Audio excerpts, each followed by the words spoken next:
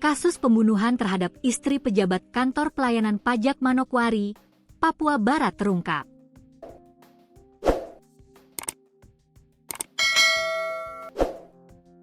Pelakunya terbilang sadis karena tega memutilasi jasad korban hingga mengubur jenazahnya ke dalam septic tank.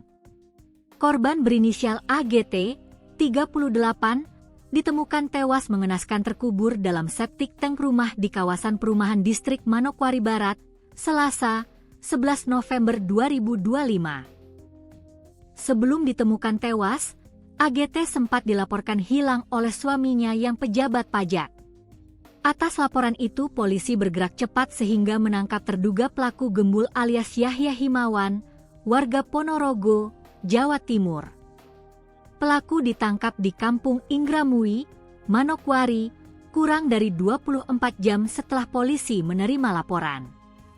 Ia diketahui bekerja sebagai buruh bangunan. Gembul alias Yahya Himawan, warga Ponorogo, Jawa Timur, diduga memutilasi AGT, 38. Untuk pelaku sementara masih satu orang, pria, dan saat ini sudah ditahan untuk pemeriksaan serta pengembangan lebih lanjut, papar Kapolresta Manokwari, Kombes Pol Onki Isgunawan kepada wartawan, Selasa, 11 November 2025, petang dikutip dari tribunpapuabarat.com. Ini merupakan hasil kerja cepat tim gabungan dalam menindaklanjuti laporan tindak pidana tersebut. Saya ucapkan turut berduka cita. Berdasarkan informasi awal, kata Onki, pelaku pernah bekerja di rumah korban beberapa waktu sebelumnya. Hingga kini penyidik masih perlu melakukan pendalaman untuk mengungkap motif tindak pidana pembunuhan tersebut.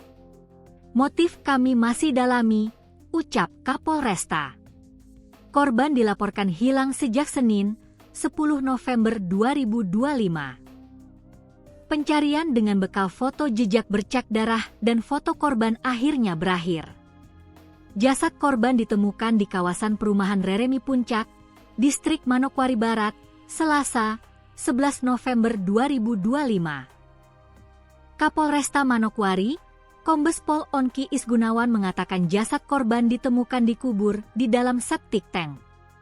Septic tank tersebut berada di sebuah rumah kosong yang berjarak sekitar 300 meter dari tempat kejadian perkara atau rumah kontrakan korban.